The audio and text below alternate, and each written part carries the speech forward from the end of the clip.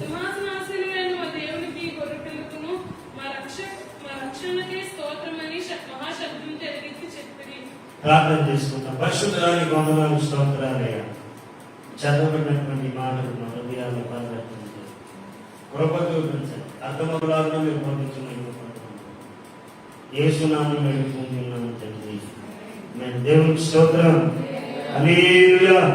గట్టిగా చెప్పబడి దేవుని నామమును వినిపిస్తున్నాము.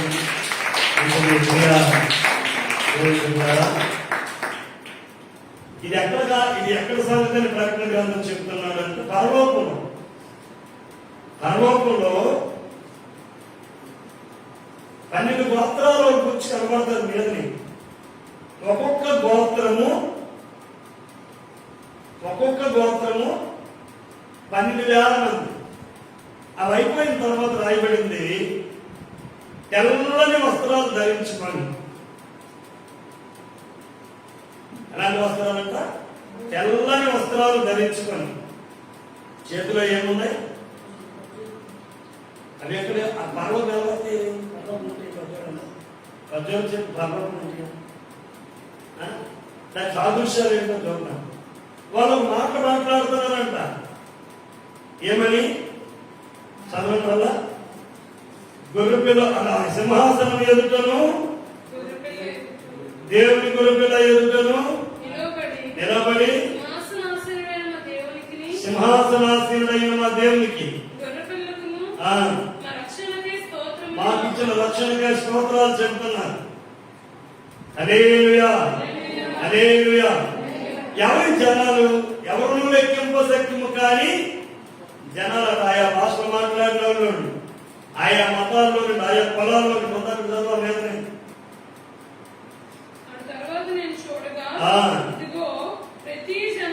ప్రతి జన్మలో ఇంటి మొదటి ఆరోపడేటి ఆడేటి ఈడేటి మారోడేటి మార్కోడేటి, ఇక ఈ కులం ఆ కులం, ఈ బలం ఆ బలం మొత్తం పోగలుగుతారు ప్రభు. ఇవేమి కనబడవు. అంచుకొచ్చేటప్పటికి ఏమవుతుందంటే దేవుడు ఒక్కడే. 100 మంది పిల్లల కన్నా తండ్రి ఒక్కడే, 3 కన్నా తండ్రి ఒక్కడే, 3 కన్నాడికి 3 పిల్లలే. 100 మందికి 100 మంది ఒక తండ్రి, 100 మంది పిల్లలకి నేనేనండి అన్నాడు. ప్రపంచమంతటికి, సృష్టి అంతటికి దేవుడు ఒక్కడే. 10 మంది ఉన్నారు అనుకున్నా సరదాగా పిలుచుకోవచ్చు. ఏదో డాడీ బలగలరా? ఆ డాడీ ఎవరు? సరదా పిలిచాడంతే, నాన్న కోసం అన్నట్టుగా. ఎందుకంటే అన్నాన్ని ఇన్నాన్న అని అని పిలుచుకుంటారు కాబట్టి ఈడేం డాడీ పిలుస్తారు సరదా. నిజంగా డాడీ కలుగుతారా? కాబట్టి ప్రతిదానికి దేవుడు అని పిలిస్తే దేవుడు అక్కడే. నువ్వు పిలిచావాలా? నా జన్మని చెప్పలా. దేవుడు అక్కడే. అందుకే ఇక్కడ ఏమంటాడంటే, ఆ సింహాసనం ఎదుట ప్రపంచంలో 4 మూలల్లో ఉన్నటువంటి వాళ్ళందరూ దగ్గర దేవుడే పోగేసి స్తోత్రాలు చేస్తారు. దేవుడికి స్తోత్రం. హల్లెలూయా. ఇది భూమి మీద కూడా జరిగిందని చూడండి. యోహాను సువార్తలో 12వ అధ్యాయము, యోహాను అనే భక్తుడు రాసినటువంటి 12వ అధ్యాయంలో త్వరగా తీయండి, మనం ముగించుకుందాం. 13వ వచనం నుంచి 15వ వచనం వరకు యోహాను. ఏం పట్టుకున్నారండి? ఇవి భూమి మీద యేసు ప్రభువు బ్రతికే రోజుల్లో జరిగిన సంగతి. ఖర్జూర పట్టులు పట్టుకున్నారు, ఇక్కడ ఉంటాయి కాబట్టి. ఖర్జూర పట్టు ఏం తెచ్చారు? ఏమైనా ఏత మట్లు, తాటి మట్లు, కొబ్బరి ముక్కలు తెచ్చి సిలువ చేసి జయమే పడదు పాట. ఏసు రోజు రోజు ఏ పెంచుకు తాగుతున్నావు పండు ముత్యాల మెచ్చిపోతాను. నీ వయసు పాటలో పండు అలా ఇస్తాను పెడతాను. నువ్వు కలుగుతుంది ఉంటా 2 బీట్ మీద పడుతుంది. మహాపరిశుద్ధ వేరు దేవకే ఏ జరుగుతు మెచ్చి ఖర్జూరం పట్లేటి చూడండి. అక్కడ ఏమంటున్నారు వాళ్ళు?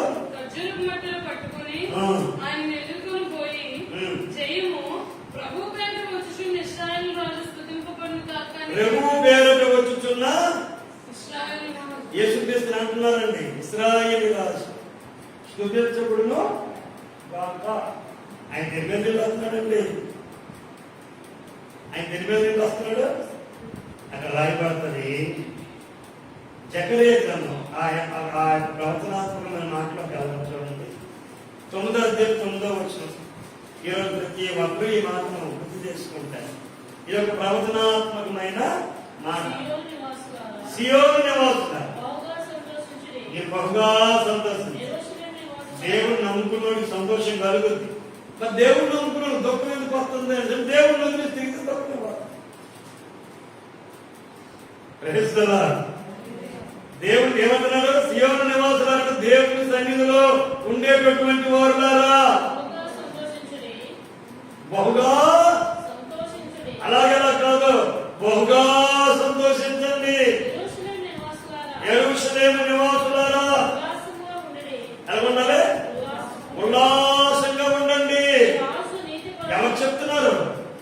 దేవుడే చెప్తున్నారు. ఇప్పుడు దేవుడే సంతోషంగా ఉండమని చెప్పి సంతోషంలో మీకేమాయో మీకు కూడా ఉండలేదు.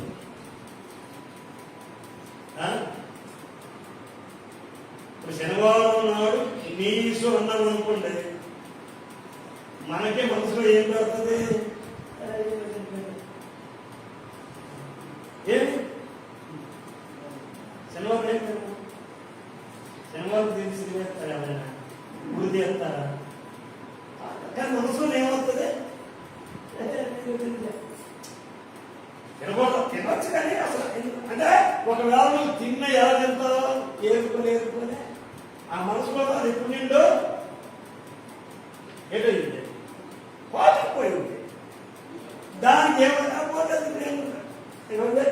ఈరోజు తిన్న ఏముండదు, తినకపోయినా ఏముండదు. కానీ మనసులో ఏం కొడుతుంది? కానీ ఏం చేస్తాం? పోలే, అదొక సెంటిమెంట్ పుట్టిపోయింది కదా. ఇక్కడ ఆదివారం నుండి ఎక్కడికైనా వెళ్ళినప్పుడు అని అంటుందా? అందరూ కదా, ఇది దేవుడు అయింది కదా, ఈరోజు చర్చ కదా, ఈరోజు దేవుడు నా కోసం చూస్తాడు కదా. 6 రోజులు మీవి, 7వ రోజు నాది. నేను సమస్తమును సృష్టించి నేను విశ్రాంతి తీసుకున్నాను. నేను 6 రోజులు నేను సృష్టించిన సృష్టి 7వ రోజు నా సన్నిధికి వచ్చి ప్రభువా స్తోత్రాలు స్తోత్రాలు స్తోత్రాలు స్తోత్రం అనాలి. అందులో ప్రాముఖ్యమైన సృష్టి నేలమంటితో నరుని చేసి నరుని నాసికారంధ్రాలతో దేవుడు జీవవాయువు ఊదితే నరుడు జీవించి ఆత్మ అయ్యాడు. కాబట్టి నరుడు మరీ దేవుని సన్నిధిలో ఏం చేయాలంటే సాగిలి పాడాలి, నమస్కారాలు. అర్థమవుతుందా? అలా చేయనప్పుడు పనిష్మెంట్లు సాక్ష్యాలు కూడా వస్తాయి. వాళ్ళని రోజు ఏం జరిగింది జరుగుతుంది. ఎందుకు చూడండి, ఇక్కడ నీ వాక్యం ఏం చెప్తుందంటే సియోను వాసులారా మీరు సంతోషించండి, ఉత్సహించండి, ఈ రాజు వస్తున్నాడు. చదువు. ఈ రాజు నీతిపరుడు, నీకు శిక్ష రానియకుండా, వ్యాధి రానియకుండా, శరణతో నీ ఎదురుకు రానియకుండా, దెయ్యాలు పెట్టేవాడు నీ ఎదురు రానియకుండా, శిక్ష నీ మీదకు రానియకుండా, ఇదిగో రక్షకుడు రక్షించువాడు ఎలా వస్తాడట? నీ రాజు నీతిపరుడు, రక్షణ గలవాడు, దీనుడై గాడిదను ఎలాగొస్తాడండి? గాడిద పిల్లలు ఎక్కి నీ అక్కకు వస్తున్నాడు.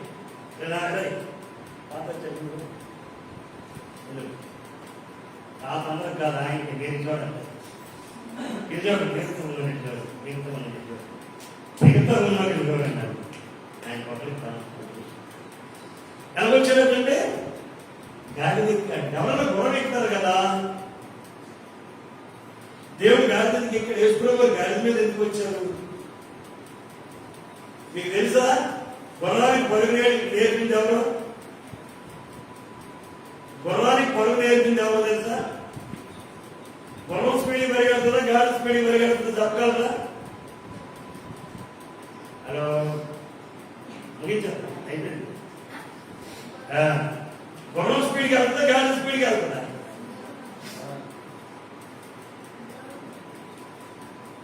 పులి వేప నేర్పుతుందా, పిల్లి వేప నేర్పుతుందా? మరి పులికి వేప నేర్పింది ఎవరు తెలుసా? గట్టిగా తెచ్చి చెప్పండి, తప్పలేదు. సమానంతారు మధ్య అదే కూర్చుంటా. నేను పులి పిల్లి పెద్ద సమానం ఏంటి?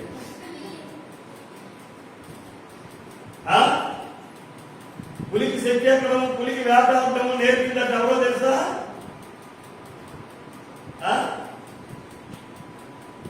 డౌటే. పులికి వేటాడటం, శక్తి ఎక్కడం, భయపెట్టడం నేర్పిందే పిల్లి. మీకు తెలుసా గుర్రానికి పొరుగు నేర్పింది గాడిదని? జిబ్రో అని పిలుస్తారు తెలుసా? దాన్ని ఏమంటారు? ఏ గుర్రం, ఏ గాడిద? అడవి గాడిద, నల్ల గీత తెల్ల గీత ఉన్న గుర్రం గాడిద, కంచల గాడిద. అంతేనా? కంచల గాడిద వేరు, జీబ్రా వేరా? పాపాలు ఉంటే వస్తుంటే ఇంట్లో కోడి గాడిద గాడిద అంటారు కదా, అర్ధ గాడిద అని నిలువుగాడిద ఉంటాడా? యేసు ప్రభువు యెరూషలేము దగ్గరికి వచ్చేటప్పటికి హలో శిష్యుని పిలిచి, ఆయన ఆ ఎదురుగా కళ్ళం దగ్గర, సాల్ దగ్గర ఒక గాడిద పిల్ల ఉంటే తీసుకురండి, నేను ఇది వెళ్ళాలి అన్నాను. అవిందుకు బోధకుడు అంటే నేను వాటి మీద కూర్చొని వెళ్తాను. మరి ఎవరైనా అడుగుతారేమో కదా, అడిగితే ప్రభు వారికి కావాల్సిందని చెప్పండి అన్నాను. సరే వాటిని తీసుకుని వచ్చిన నిజంగా ఒక ఇద్దరు అడిగారు, అయ్యా ఎందుకు ఎక్కుతారు? అది కట్టబడ్డాయి కదా, కట్టబడి ఇప్పబడితే ప్రభు వారికి ఉపయోగపడతాయి. మనం 24 గంటలు మన బంధకాలు, మన బాధలు, మన ఇబ్బందులు ఆయన ప్రభు గారు ప్రత్యక్షమైన మా బాధలు నీకేం చేసిన ప్రభునే బెదిరిస్తాం. ఎవరిని కట్టబడ్డావు? గాలికి విలువ ఎక్కడ వచ్చిందమ్మా? ఇప్పబడితే. ఇప్పబడితేనే కాదు, యేసు ప్రభు త్యాగైతే. గాలికి గుర్రం కంటే గాలి స్పీడ్గా పెరగాలి. అబ్షలోము బలైపోవడానికి కారణము కత్తెరగాడిదే కదా.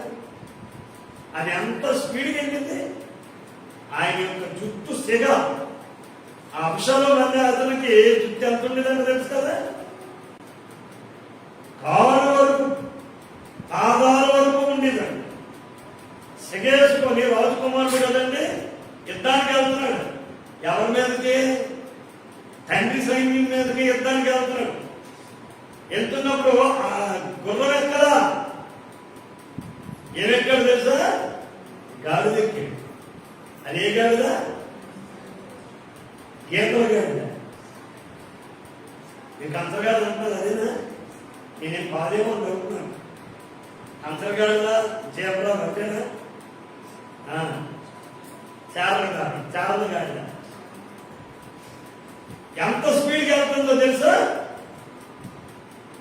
ఒక చెట్టులాగా ఉంది రొమ్మ, తల దగ్గర వస్తుందని ఎంత ఏం చేసిందంటే రొమ్మన్నాడు. ఈ జుట్టు ఏం చేసిందంటే ఆ రొమ్మకు జుట్టేసింది. కింద నుండి ఉన్నటువంటి గాలి ఏమైంది? వెళ్ళిపోయింది. ఇప్పుడు గాలిలో కాలాలి రొమ్మ కాదే చంపబడ్డాడు. గుర్తుపెట్టుకోండి, బైబిల్లో గాడిదలకు చాలా ప్రాధాన్యత ఉన్నాయి గుర్రాల కంటే. Praise the lord. యేసు ప్రభువుని మోసే గాడిదకి ఒక దైవజనుడిని తీసుకొని వెళ్తుండగా గాడిదకి దేవుడు ఏ స్వరం ఇచ్చాడట? మానవ స్వరం ఇచ్చాడు. గాడిద మనిషికి అర్థమైన భాషలో మాట్లాడింది. ఆ ఎదురుగా ఎందుకంటే వెళ్ళట్లేదని దాన్ని కొడుతున్నాడు. అది వెళ్ళట్లా, వెళ్ళని దాన్ని కొడుతున్నాడు. అదేం చెప్పిందంటే దేవుడు దానికి నోరిచ్చిన తర్వాత ఎదరగా నీకు ప్రమాదం ఉందయ్యా, వాటిలో చచ్చిపోతాం, పేద ఎగిరిపోతుంది. ఎలా? అదిగో నీవు నాకు గంతలు కట్టావు కానీ నా గంతల నుండి కనబడుతున్నాడు కత్తి చేత పట్టుకున్న దేవుడి తోట. ఎవరు కనబడుతున్నారు? నాకేం కనబడతారు? గుడ్డోడా, నీకు ఆత్మీయ నేత్రం లేవు, దేవుని స్వరాన్ని వినగలిగిన చెవులు లేవు, దేవుడిని చూడగలిగిన కళ్ళు నీకు లేవు. గుడ్డోడా, గుడిసోడు అంటాను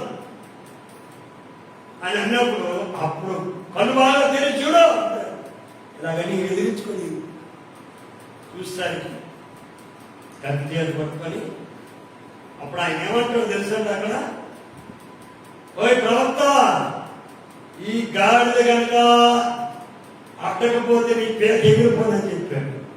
అప్పుడు గాడిద దిగిపోయి నమస్కారం చేస్తాడు. గాడిద మంచి ప్రాణులు, ప్రవక్త ప్రాణాన్ని కాపాడింది. అందుకే ఒక గాడిదకి బదులుగా గొర్రెలు బలవ్వాలని చెప్పాడు. గొర్రెలు కానీ బలవకపోతే గాడిద పేరు తీసేస్తానని చెప్పాడు. అంటే ప్రతి ఇంట్లో కూడా ఎక్కడ మనకి ఎలాగైతే ప్రతి ఇంట్లో బైక్, ప్రతి ఇంట్లో సైకిల్, ప్రతి ఇంట్లో చెప్పండి ఆటో, కారు, వాహనాలు ఎవరున్నాయి ఆ రోజుల్లో ఈ యొక్క గాడి స్లోగా వెళ్ళడానికి మనం సైకిల్ తీసుకుంటాం. అలాగే స్లోగా నడిచే గాడిదలు ఉంటాయి, ఫాస్ట్ గా పరిగెత్తే జట్లుగా చార్ల గాడిదలు కూడా ఉంటాయి, చాలా గుర్రాలు పిలుస్తాయి. ఇంకా కూడా చెప్పాల్సి వస్తే గుర్రాల్లో కూడా పిలుతాలుగా రకాలు ఉంటాయి. యూనికాన్ అని పిలుస్తారు, కొమ్ము గుర్రం. దాని స్పీడ్ అప్పుడు అందుకోలేదు, గుర్రాల్లో అతి స్పాట్గా పరిగెడతారు. అలాగే గాడిదల్లో కూడా జీబ్రా అది ఇంకా స్పీడ్ పరిగెడతాయి. ఇవి దేనికి సాదృశ్యాలంటే ఇవి ప్రభువుకి వీటికి సంబంధం. అందుకే ఆయన ఇప్పినప్పుడు గాడిద మీద కూర్చున్న తర్వాత అందరూ వారి యొక్క తప్పాలు వారి పట్టుకున్నటువంటివన్నీ కూడా పరిశారు. కొంతమంది రొమ్మలు తీసుకొని వచ్చి చేశారు. కారణం ఏంటండి? ఎందుకు చేశారట? ఆయన చూడండి అక్కడ రాయబడి ఆయన మనం చదువుకున్న 9వ వచనంలో ఏమని రాయబడింది? అది ప్రజలకేమో వీళ్ళు సియోను కుమార్తెలారా, దేనికి? ఇదిగో దేవుడి రాజుగా వస్తున్నాడు. దేనికి?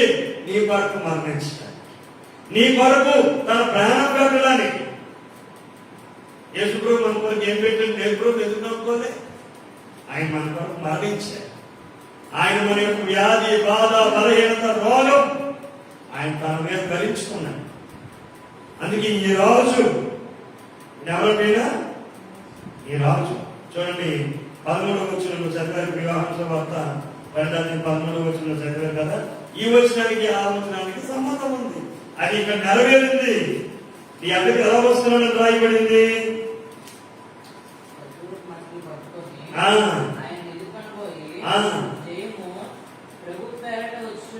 ప్రభు పేరుట వస్తున్నాడు, ఆయన దేవుని పేరుట వచ్చాడు. ఆయన ఇక్కడ ప్రవక్త ఏమని ప్రవచించాడంటే ఆయన నీతిమంతుడు, రెండోది ఆయన రక్షణ కలిగిన వాడు, దీనుడు, గాడిద పిల్ల మీద వస్తున్నటువంటి వాడు. అవి గుర్రాన్ని ఎందుకు పెట్టలేదంటే అవి యుద్ధానికి సూచన. గుర్రం ఎక్కాడంటే యుద్ధానికి సూచన, గాడిద ఎక్కాడంటే సాత్వికానికి సూచన, నెమ్మది తత్వానికి సూచన. మార్కు సువార్త 11వ అధ్యాయంలో మనకు విషయం కనిపిస్తుంది. అక్కడ చదవండి 1వ వచనం నుండి 7వ వచనం వరకు. వారు యెరూషలేమునకు సమీపించి ఒలీవల కొండ దగ్గర వాక్యం చూడండి, చదువు తీయలేదు ఆడుకుంటున్నాం. మార్కు సువార్త 11:1-7 ఏమని రాయబడ్డాయి? వారు యెరూషలేమునకు సమీపించి ఒలీవల కొండ దగ్గర ఉన్న బెత్ఫగే బేతనియా గ్రామములకు వచ్చినప్పుడు ఆయన తన శిష్యులలో ఇద్దరిని చూచి, చాలు నేను చెప్తాను. శిష్యులు ఇద్దరిని చూసి, ఇదిగో మీరు ఇలా గాడి నింపుకొని రండి. మనం కట్టబడ్డామా? ఇప్పబడి ప్రభు దగ్గరికి రాబడ్డామా? బంధకాల్లో ఉన్నామా? బంధకాల్లో నుండి బయటకు వచ్చామా? ఫ్రీగా ఉంటాం. దేవుడి వాక్యం అంటుంది, అడుగు దేవుడిని, ప్రభు సంతోషంగా ఉండమన్నా కదా, ఇల్లు తక్కువై సంతోషంగా ఉండమన్నా కదా, నాకుంటే నిండా బాగానే. అప్పుడు దేవుడు చెప్తాడు ఎందుకో దేవుడు చెప్తాడు. మత్తయి 20:21 కూడా అదే కనబడుతుంది. లోకాసు వార్త 19:29-35 వరకు కూడా ఇవే వచ్చిన సువార్తికలు రాయడం కనబడుతుంది. ఇప్పుడు ఈ జకరియా గ్రంథం 9వ అధ్యాయము 9వ వచనంకి ఈ సువార్తికలు రాసినటువంటి సువార్తకి మధ్యలో ఎన్ని సంవత్సరాలు తెలుసా? 50 సంవత్సరాలు. జకరియాలో ప్రవచించిన మాటకి యేసు ప్రభువు వచ్చిన దానికి మధ్యలో 50 సంవత్సరాలు టైం అయింది. అవి నెరవేరడానికి కారణమైనటువంటి ప్రపంచానికి ఆయన దేవుడు, ప్రపంచానికి శాంతిని కోరుతున్నాడు. మరి ఈ దేశం మీదకి దేశం యుద్ధాలు ఎందుకోతున్నాయండి? కొడుకుపోయి చెప్పానుగా, మా ఊళ్ళో ఉండేవాడు, ఆడు జిమ్కి వెళ్ళేవాడు. వెళ్ళి నాకు పిల్లలు కనబడతారు, రండి అని అందరినీ పిలిచి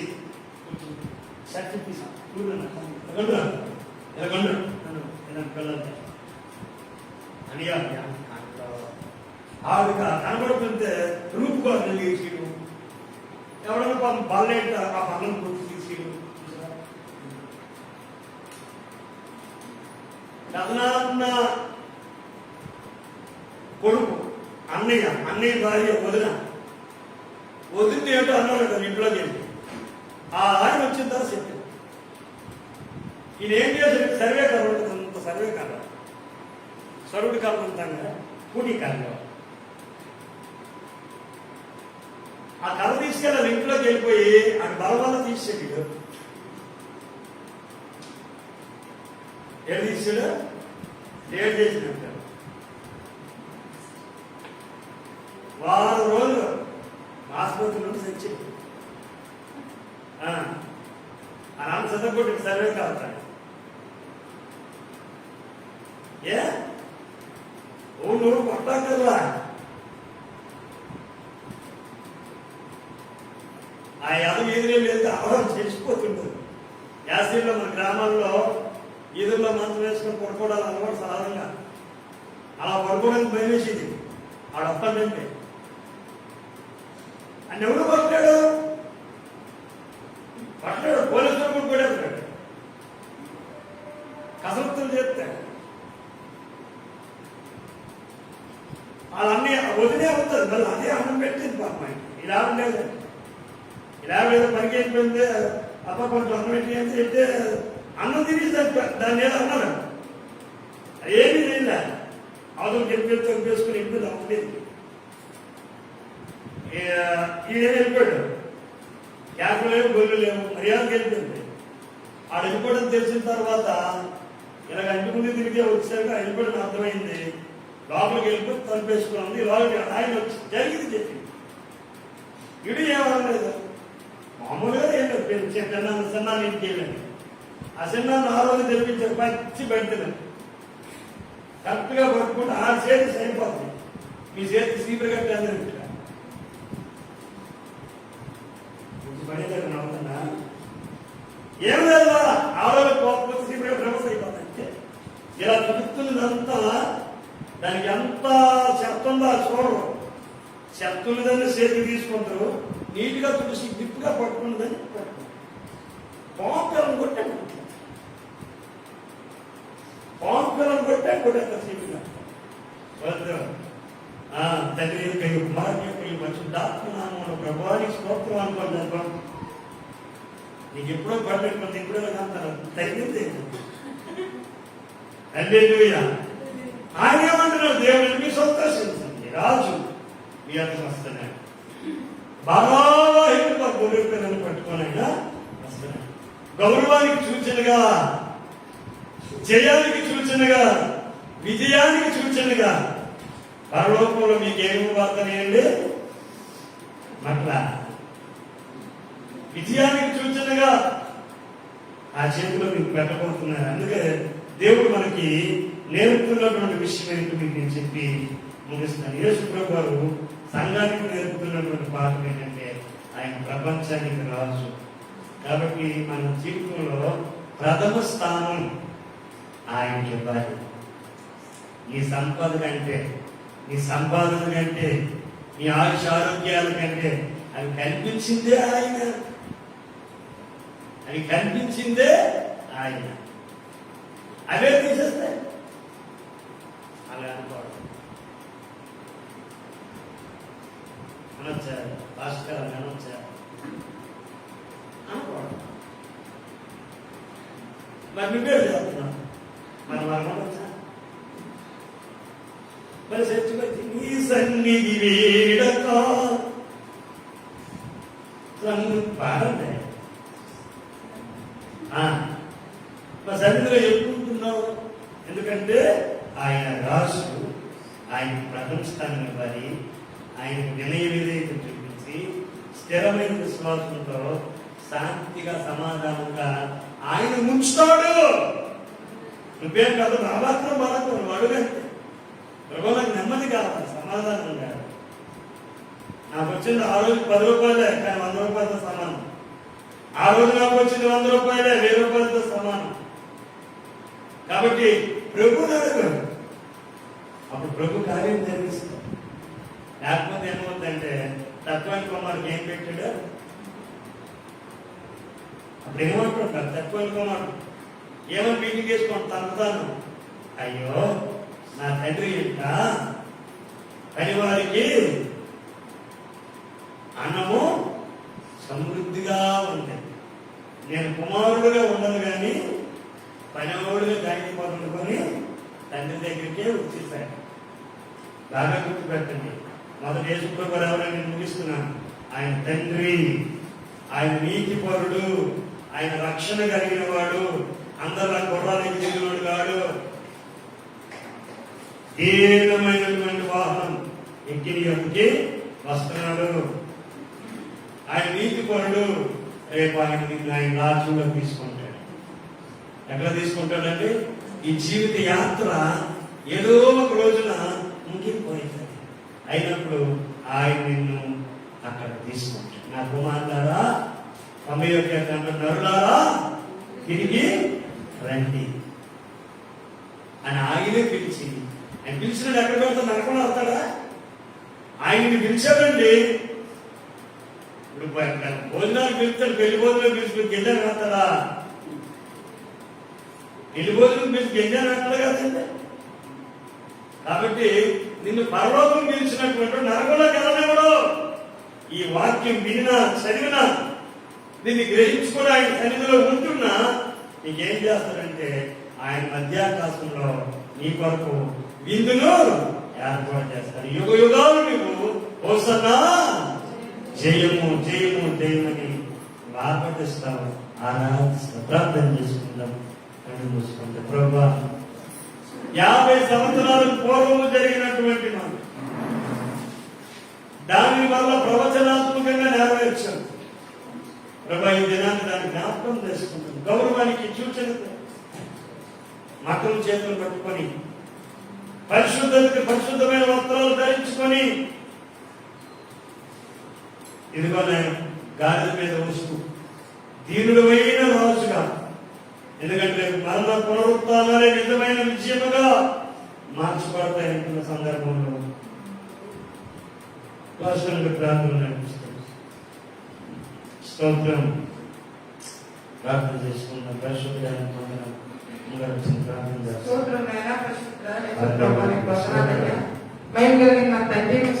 చెల్లిస్తున్న ఇతను ప్రారంభం మొదలు ముగింపు తండ్రి, మాపల్లి స్తోత్రాలు చెల్లిస్తున్న